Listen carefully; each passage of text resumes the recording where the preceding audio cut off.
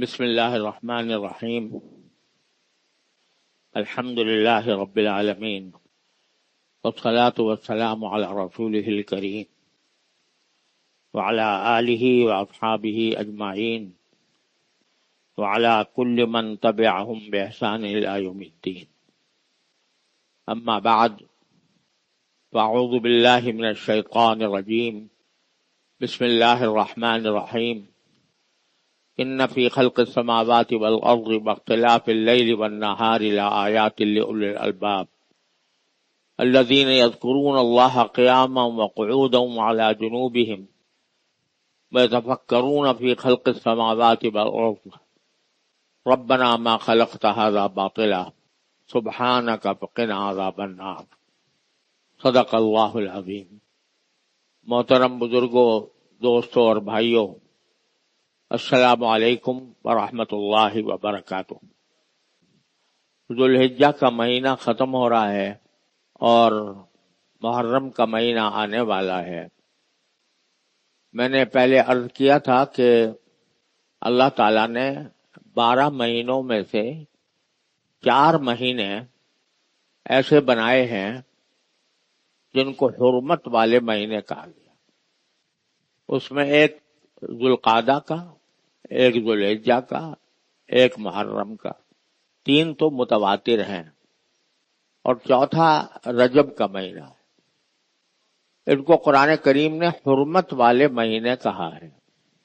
اور حرمت والے مہینے ہونے کا ایک مطلب تو یہ تھا کہ حضرت ابراہیم علیہ السلام کی شریعت میں ان مہینوں کے اندر لڑائی جائز نہیں تھی، جنگ جائز نہیں.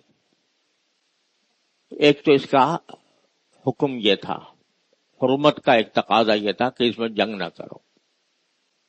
اب وہ آیا حرمت کا حکم اب بھی باقی ہے یا نہیں، اس میں تو علماء کا اختلاف ہے. زیادہ حضرات یہ کہتے ہیں کہ امت محمدیہ علیہ صاحب الصلاۃ والسلام میں یہ لڑائی کی حرمت کا حکم منسوخ ہو گیا، اور اگر مسلمانوں کو کسی وقت جنگ کی ضرورت پیش آئے تو ان مہینوں کے اندر جنگ کرنے میں کوئی مذائقہ نہیں. لیکن اسی کے ساتھ ساری امت کا یہ اجماع ہے کہ ان کی حرمت کا مطلب یہ ہے کہ ان میں اللہ جل جلالہ کی عبادت اور بندگی کا کوئی بھی کام وہ عام دنوں کے مقابلے میں زیادہ فضیلت رکھتا ہے. عام دنوں میں جو عبادت کی جائے، نفلی عبادتوں کی بات کر رہا ہوں، عام دنوں میں جو عبادت کی جائے اس کے مقابلے میں ان مہینوں کے اندر نفلی عبادتوں کا زیادہ ثواب ہے. کوئی نفلیں پڑھے اس کا ثواب عام دنوں میں پڑھنے سے زیادہ اس کو ملے گا. کوئی صدقہ کرے تو عام دنوں سے زیادہ اس کو فضیلت حاصل ہوگی. کوئی ذکر کرے تو اس ذکر کا جو ثواب ہے وہ عام دنوں کے مقابلے میں ان مہینوں کے اندر کرنے میں زیادہ اجر کی امید ہے. تسبیح پڑھے، ذکر کرے، تلاوت کرے، جو کوئی بھی نیک کام کرے، کسی کی مدد کر دے، کسی کو کی مشکل سے چھڑا لے، یہ سارے کام عام دنوں سے زیادہ ان مہینوں کے اندر اجر و ثواب کا سبب ہوتے ہیں. یہ بات بالکل متفق علیہ ہے، اس میں کسی کا اختلاف نہیں. یہ مہینے ابھی چل رہے ہیں. ذوالقعدہ سے شروع ہوئے تھے، ذوالحجہ آ گیا، اس میں حج کی عبادت آ گئی، اس میں قربانی کی عبادت آ گئی. اب وہ بھی پوری ہو گئی ہیں، لیکن یہ دن ابھی باقی ہیں. اس میں اللہ کا جتنا زیادہ ذکر ہو، اٹھتے بیٹھتے چلتے پھرتے زبان پر کوئی کلمہ ذکر کا ہو، سبحان اللہ والحمد للہ ولا الہ الا اللہ واللہ اکبر، چلتے پھرتے آدمی کو کچھ الگ سے محنت کرنے کی بھی ضرورت نہیں.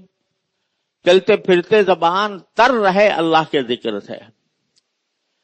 اور اگر توفیق ہو جائے تو جتنی نفلیں پڑھ سکتا ہو وہ پڑھ لے. جن نفلوں کی عام دنوں میں عادت نہیں ہے ان دنوں میں وہ نفلیں پڑھ لے. مثلا مغرب کے بعد ویسے تو 2 سنتیں مؤکدہ ہوتی ہیں، لیکن اگر 6 رکعتیں پڑھ لے تو وہ عام عرف عام میں صلاۃ الاوابین کہلاتی ہے. عام دنوں میں نہیں پڑھی جا رہی، ان دنوں میں پڑھ لے. اسی طرح اشراق کی نماز ہے جو سورج طلوع ہونے کے بعد پڑھی جاتی ہے، وہ عام دنوں میں نہیں پڑھی جا رہی، ان دنوں میں پڑھ لے. اسی طرح تہجد ہے، رات کی نماز، اگر عام دنوں میں نہیں ہو رہی ان دنوں میں پڑھ لے. اور یہ بھی عرض کر دوں کہ تہجد کا اصل وقت تو ہے آخر شب، آخری رات کا آخری 1/3 حصہ اصل وقت وہ ہے. اور نبی کریم سرور دو عالم صلی اللہ علیہ وسلم عام طور پر رات کے آخری تہائی حصے میں تہجد پڑھا کرتے تھے. لیکن اللہ تعالیٰ نے ہم جیسے کمزوروں کے لیے یہ رخصت بھی دی ہے کہ اگر کوئی شخص آخر شب میں اٹھنا اس کے لیے مشکل ہو تو عشاء کی اور وتر کے درمیان، عشاء کے فرض اور سنتوں کے بعد اور وتر سے پہلے رات کی نماز کی نیت سے کچھ رکعتیں پڑھ لے تو وہ بھی اللہ تعالیٰ صلاۃ اللیل میں لکھ لیتے ہیں. اصل وقت تو وہ تھا. اللہ تعالیٰ توفیق دے تو آدمی آخر شب میں اٹھ کر پڑھ لے، 4 سے لے کر 8 تک رکعتیں پڑھ لے. اور اگر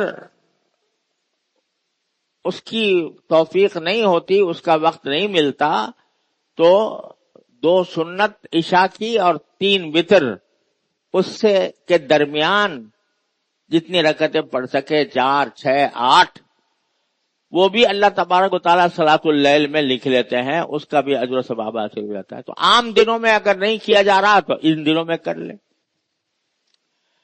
تو یہ ایک یاد دہانی ہے مجھے خود اپنے آپ کو بھی اور اپنے واسطے سے آپ حضرات کو بھی کہ بھئی یہ جو وقت گزر رہا ہے ان حرمت والے مہینوں کا، اس کی قدر پہچانیں. اس کی قدر پہچان کر کوشش کریں کہ اس میں عام دنوں سے زیادہ اللہ تعالیٰ کی طرف رجوع ہو. اللہ تعالیٰ مجھے بھی اس کی توفیق عطا فرمائے، آپ کو بھی اس کی توفیق عطا فرمائے. اب ایک بات جو ان ساری عبادتوں کا سر چشمہ ہے، وہ میں نے جو آیتیں تلاوت کی آپ کے سامنے، اس کی تھوڑی سی تشریح کرنا چاہتا ہوں. اللہ تعالیٰ اپنے رضا کے مطابق تشریح کی توفیق عطا فرمائے. وہ ایک بڑی انقلابی بات ہے. انقلابی بات یہ ہے کہ آج کل اگر ہم اپنی زندگی پر نظر ڈالیں تو ہر انسان ہر وقت کسی نہ کسی سوچ میں ہوتا ہے. انسان کا دماغ کبھی بھی خالی نہیں ہوتا، ہر وقت کچھ نہ کچھ سوچ رہا ہوتا ہے. جس دن یہ سوچ بند ہو گئی آدمی ختم ہو جائے گا. دماغ کا لازمی حصہ یہ ہے کہ کچھ نہ کچھ انسان سوچ رہا ہے، ہر وقت سوچ رہا ہے. ابھی بھی میں بول رہا ہوں تو سوچ رہا ہوں، آپ سن رہے ہیں تو سوچ رہے ہیں. سوچ سے کوئی دماغ کبھی بھی خالی نہیں ہوتا. لیکن عام طور سے صورتحال یہ ہے کہ انسان کی سوچ اور فکر کا سارا محور اس کی صبح سے لے کر شام تک کی زندگی ہے. میں صبح کو اٹھوں گا، اٹھ کے میں ناشتہ کروں گا، ناشتے میں کیا کھاؤں گا، اس کے بعد پھر میں اپنے مشغلے پہ چلا جاؤں گا. کوئی تاجر ہے تجارت میں چلا جائے گا، کوئی ملازمت میں چلا جائے گا، کوئی طالب علم ہے پڑھنے چلا جائے گا، کوئی استاد ہے وہ پڑھانے چلا جائے گا. تو اس کی سوچ جو ہے اس کی طرف چل رہی ہے. گھر میں میرے کیا مسائل پیش آ رہے ہیں، بجلی کہیں خراب ہو گئی ہے اس کو درست کرنی ہے، کہیں جو ہے نل خراب ہو گیا اس کو درست کرنا ہے، کوئی گھر کے اندر کوئی جگہ ٹوٹی ہوئی ہے اس کو ٹھیک کرنا ہے. صبح سے لے کے شام تک، رات تک ہماری سوچ کا اور ہمارے دل میں آنے والے خیالات کا سارا محور یہ ہماری ظاہری زندگی ہے. کیسے گزاریں اس کو، کس طرح روزی کمائیں، کس طرح کھائیں، کس طرح اگر کہیں طالب علم ہے تو کس طرح طالب علم حاصل کریں. بس اس حد تک محدود ہے ساری سوچ. یہ ساری سوچ صرف ظاہری زندگی سے متعلق ہے. جو آیات میں نے آپ کے سامنے تلاوت کی ابھی، اس میں اللہ تبارک و تعالی نے صحیح معنی میں عقل رکھنے والوں کا طرز عمل بیان فرمایا. اولو الالباب قرآن نے کہا ہے، عقل والے. لیکن ہم اردو میں تو ہمارے پاس ایک ہی لفظ ہے، عقل ہے یا سمجھ ہے، بس اس سے آگے کوئی لفظ ہے نہیں. لیکن عربی زبان میں جب لب کا لفظ عقل کے معنی میں لیا جاتا ہے تو اس کے معنی وہ عقل ہوتی ہے جو انسان کو صحیح نتیجے تک پہنچائے. لب کے معنی ہے مغز. جیسے کوئی میوہ ہوتا ہے، بادام ہے مثلا، اس کے اوپر چھلکا ہوتا ہے اور اندر جو ہوتا ہے وہ مغز ہوتا ہے. تو اصل مقصود جو ہوتا ہے بادام کے اندر وہ اس کا مغز ہے، چھلکا نہیں ہے، مغز مقصود ہے. تو اسی طرح عقل جو ہے وہ ایک بادام سمجھ لو، اس میں کچھ چھلکا ہے اور کچھ مغز ہے. چھلکا کیا ہے؟ جو ہم روز مرہ جو کچھ سوچ رہے ہیں، یہ کھائیں گے تو اس سے مزہ آئے گا، اس سے یہ کھائیں گے تو اس سے تقویت ہوگی، یہ بیماری ہوگی تو ڈاکٹر کے پاس چلے جائیں گے وغیرہ وغیرہ. یہ چھلکا ہے. اور ایک ہے مغز، عقل کا مغز. عقل کا مغز وہ ہے جو انسان کو صحیح نتیجے تک پہنچائے. تو قرآن یہ کہتا ہے کہ جو عقل کے مغز والے ہیں، اولو الالباب، وہ ان کا طریقہ کار کیا ہوتا ہے، ان کی سوچ کیسی ہوتی ہے.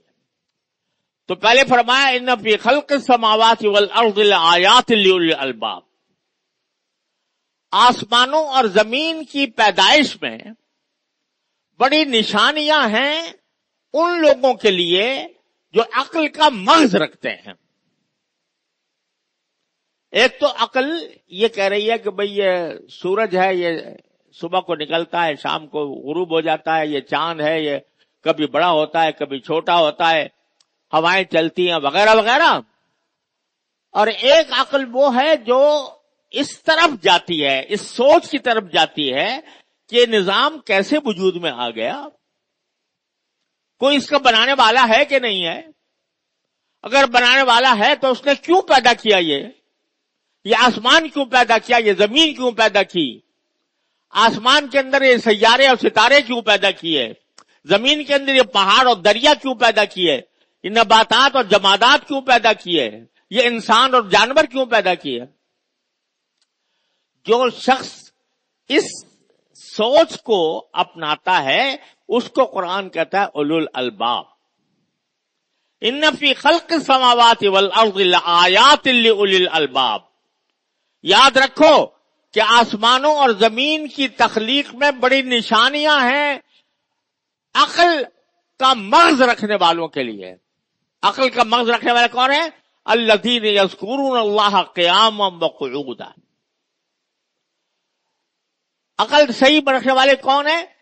جو اللہ کو یاد رکھتے ہیں کھڑے بھی اور بیٹھے بھی، چاہے وہ کھڑے ہوئے ہوں چاہے بیٹھے ہوئے ہوں، وعلی جنوبہم یا لیٹے ہوئے ہوں.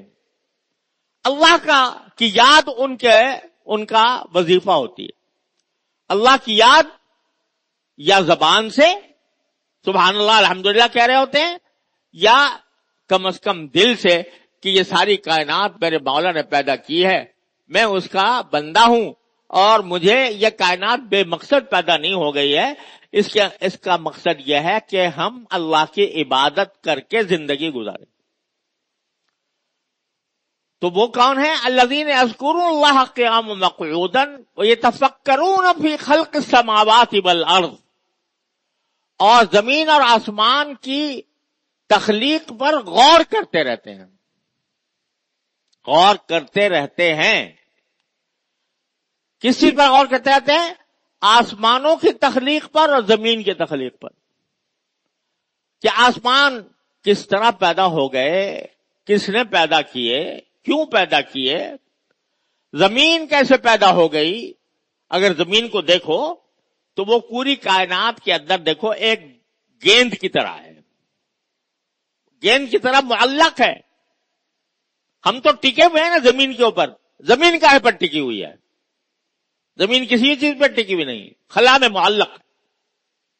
تو یہ خلا میں معلق کرۂ زمین اللہ نے کیسے پیدا کر دیا، اور اس کے اندر جو پہاڑ ہیں، جو دریا ہیں، جو سمندر ہیں، جو نباتات ہیں، جو سبزہ ہے، جو باغ ہیں، جو کھیتی ہیں، جو کھیت ہیں، یہ کہاں سے وجود میں آ گئے؟ کس نے پیدا کر دیے اور کیوں پیدا کر دیا؟ یہ سوچتے رہے۔ تفکرون فی خلق السماوات والارض، اور آسمان و زمین میں جتنی چیزیں ہیں ان پر بھی غور کرتے ہیں، یعنی اس کی طرف دھیان رکھتے ہیں۔ مثال کے طور پر زمین میں انسان پیدا ہے، انسان ہے۔ اب انسان ایک تو یہ بے فکری کی زندگی گزار رہا ہے، غفلت کی، لیکن جو اولو الالباب ہیں، عقل کا مغز رکھنے والے ہیں، وہ خود اپنی تخلیق پر غور کرتے ہیں۔ میری آنکھ ہے، اس سے میں دیکھ رہا ہوں، اور کیسی آنکھ ہے؟ یہ پورا کارخانہ اللہ تعالیٰ نے لگا رکھا ہے میرے دیکھنے کے لیے۔ مجھے یعنی اس کے اندر کیا کیا صنعت اللہ تعالیٰ نے رکھی ہوئی ہے، اس کے کتنے اجزاء ہیں، کس طرح میں اسے دیکھ رہا ہوں۔ مجھے ڈاکٹروں نے بتایا کہ ایک آنکھ کے اندر، ایک تو ہوتا ہے آنکھ کا اسپیشلسٹ، آنکھ کے اندر جتنی بھی مختلف چیزیں ہیں ان کے الگ الگ اسپیشلسٹ ہیں، 11 قسم کے اسپیشلسٹ ہوتے ہیں صرف آنکھ کے لیے۔ کوئی پردے کا اسپیشلسٹ ہے، کوئی قرنیہ کا اسپیشلسٹ ہے، کوئی کسی اور بات کا اسپیشلسٹ ہے۔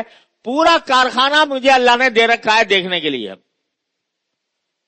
وہ ایک ایسا زبردست کارخانہ ہے کہ اس کے اوپر 11 اسپیشلسٹ غور کر کے بیٹھے ہوئے ہیں، اس پر دوربینیں لگا کے خوردبینیں لگا کر، اور اس کو دیکھ رہے ہیں کہ یہ کہاں سے بینائی آ رہی ہے، کس طرح آ رہی ہے۔ کبھی سوچا کیوں میری زبان ہے کس طرح بول رہی ہے، اس میں بولنے کی طاقت کہاں سے آ گئی ہے؟ یہ میں جو چاہتا ہوں منہ سے بول دیتا ہوں، منہ سے اپنا مدعا ظاہر کر دیتا ہوں، کسی کوئی بات کوئی سمجھانی ہوتی ہے سمجھا دیتا ہوں۔ یہ زبان میری جو چل رہی ہے، یہ مشین مسلسل چل رہی ہے، بچپن سے لے کر مرتے دم تک کام کر رہی، نہ گھستی ہے، نہ اس کو کسی سروس کی ضرورت ہوتی ہے، نہ اس کو کسی ٹیوننگ کی ضرورت ہوتی ہے، چل رہی ہے۔ آنکھ بھی اسی طرح چل رہی ہے، ہاتھ میرے اسی طرح چل رہے ہیں۔ ایک ہاتھ کی حرکت زبان سے، ڈاکٹر بتاتے ہیں کہ اگر میں ہاتھ کو ایسے حرکت دوں گا تو اس وقت تک ممکن نہیں ہے جب تک دماغ سے 11 سگنل نہ جائیں۔ 11 سگنل جاتے ہیں تب آدمی ہاتھ کو حرکت دے سکتا ہے، دماغ سے حرکت جائے۔ یہ کہاں سے آ رہے ہیں سگنل؟ اور یہ کیسے میرے اندر طاقت پیدا ہو گئی ہے کہ جب چاہتا ہوں ہاتھ پھیلا دیتا ہوں، جب چاہتا ہوں پاؤں سے چل دیتا ہوں، جب چاہتا ہوں میں کوئی کام کرنا چاہتا ہوں وہ کر لیتا ہوں۔ تو یہ سوچ جو آج ہماری ظاہری زندگی کے اوپر محیط ہے اور اسی کے گر چکر کاٹ رہی ہے، اس کو قرآن کہتا ہے کہ اولو الباب وہ ہیں یتفکرون فی خلق السماوات والارض، جو آسمانوں اور زمین اور اس کی تمام مخلوقات پر غور کرتے ہیں کہ کہیں کس نے بنایا اس کو اور کس طرح اس نے ہم کو یہ نعمتیں عطا فرمائی، تو اس کو سوچتے ہیں۔ تو ایک مومن کا کام یہ ہے، اور مومن کا لفظ نہیں کہا قرآن نے، اولو الالباب کا لفظ کہا، کہ عقل والے کا کام یہ ہے کہ صرف اس ظاہری سوچ کی حد تک محدود نہ رہے کہ میں صبح کو اٹھوں گا اور ناشتہ کروں گا اور جا کے اپنے کسی مشغلے کے اندر مشغول ہو جاؤں گا، میرے گھر میں کیا ضرورت ہے، میرے گھر کو کس طرح پوری، یہ ظاہری صورتیں جو ہیں اس حد تک محدود نہ رہے انسان، بلکہ ہر چیز کو دیکھ کر اس کے بنانے والے کی طرف دھیان کرے، کس نے بنایا، کس شان سے بنایا، کس کاریگری سے بنایا۔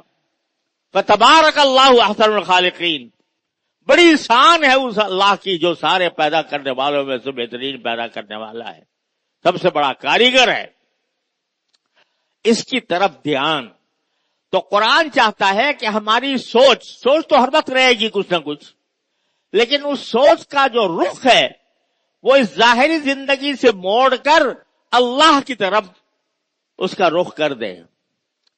چنانچہ جب اللہ کی طرف رخ ہو جاتا ہے اس سوچ کا کہ زمین آسمان میں جو کچھ ہو رہا ہے وہ کسی پیدا کرنے والے کے پیدا کرنے سے ہو رہا ہے، اس کی قدرت سے ہو رہا ہے، اس کی حکمت سے ہو رہا ہے، جب یہ انسان کے دل میں یہ سوچ پیدا ہوتی ہے تو بے ساختہ اس کے منہ سے نکلتا ہے ربنا ما خلقت ھذا باطلا، اے ہمارے پروردگار آپ نے یہ ساری کائنات بے مقصد پیدا نہیں کر دی،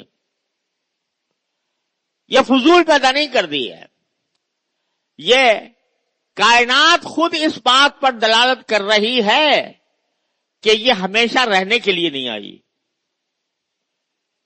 کیوں؟ اس لیے کہ ساری کائنات پیدا کر دی، زمین پیدا کر دی، آسمان پیدا کر دیے، سورج چاند پیدا کر دیے، ان کی روشنیاں پیدا کر دی، ہوائیں پیدا کر دی، دریا پیدا کر دیے، کس کے لیے؟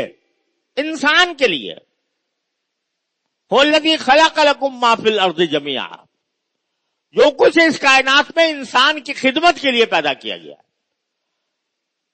سورج روشنی دے رہا ہے انسان کو روشنی دینے کے لیے، حرارت دینے کے لیے، چاند نکل رہا ہے تو چاند اپنی کرنیں بکھیرنے کے لیے، انسان کے اوپر کرنیں بکھیرنے کے لیے، سمندر ہیں تو انسان کو پانی فراہم کرنے کے لیے، دریا ہیں تو انسان کو پانی فراہم کرنے کے لیے، پہاڑ ہیں تو اللہ تعالیٰ کے نازل کی ہوئی بارش کو ذخیرہ کرنے کے لیے۔ کس کے لیے؟ انسان کے لیے۔ اے انسان تیرے لیے ہے یہ سب کچھ، جانوروں کو تیرے لیے مسخر کر دیا ہے۔ ایک چھوٹا سا منحنی انسان وہ بڑے بڑے اونٹ کو اور گائے کو لگام ڈال کر یا نکیل ڈال کر جہاں چاہے لے پھرتا ہے، یہ اس کے لیے مسخر کر رکھا۔ کیوں؟ تیری خدمت کے لیے۔ اے انسان تیری خدمت کے لیے۔ تو جب میری خدمت کے لیے، جب انسان یہ سوچے کہ ساری کائنات میری خدمت کے لیے پیدا کی گئی ہے، تو پھر بے ساختہ اس کے دل میں اس کے دل سے آواز اٹھے گی کہ ربنا ما خلقت ھذا باطلا، یہ آپ نے بیکار نہیں پیدا کر دی۔ ایسا نہیں ہے کہ بس یہ ہم کھائیں گے، پیئیں گے، سوئیں گے اور مزے اڑا کر دنیا سے چلے جائیں گے، مر جائیں گے۔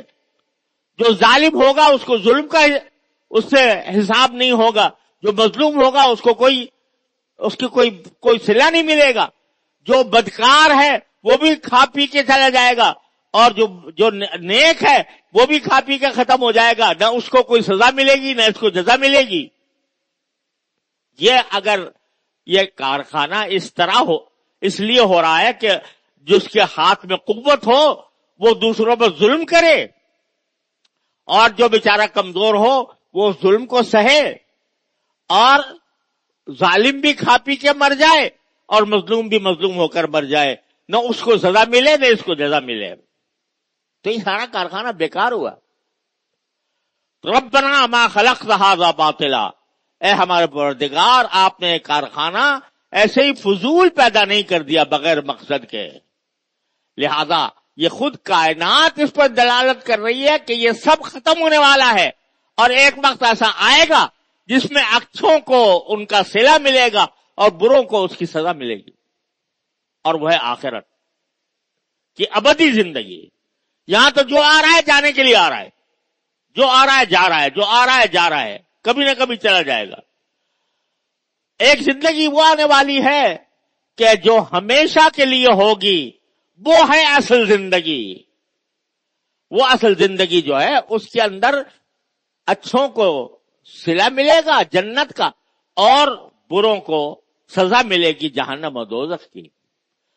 تو انسان کی سوچ کا رخ اللہ تعالیٰ نے اس آیت کے اندر بدل کر بتا دیا کہ عقل والے وہ ہیں جو اپنی سوچ کا رخ ظاہری زندگی سے ہٹا کر آخرت کی زندگی کی طرف لے جاتے ہیں، اور سوچتے ہیں یہ کائنات جو کچھ پیدا ہو رہی ہے اس پر غور کرتے رہتے، یہ سورج کیوں پیدا ہوا، یہ چاند کیوں پیدا ہوا، اور یہ ساری کائنات کیوں بنائی گئی، کس نے بنائی، اور یہ میرے اپنا جسم جو ہے وہ کس طرح وجود میں آیا، اس پر غور کرتا ہے تو انسان پھر اللہ تک پہنچتا ہے۔ اس کا نتیجہ یہ ہوتا ہے کہ یذکرون اللہ قیاما وقعودا وعلی جنوبہم، کھڑے بیٹھے لیٹے ہر حالت میں اللہ کو یاد کرتا ہے، زبان سے یا دل سے، اور آسمان کی اور زمین کی تخلیق پر غور کرتا رہتا ہے، اور یہ بے ساختہ اس کے منہ سے نکلتا ہے کہ ربنا ما خلقت ھذا باطلا سبحانک فقنا عذاب النار، آپ کی ذات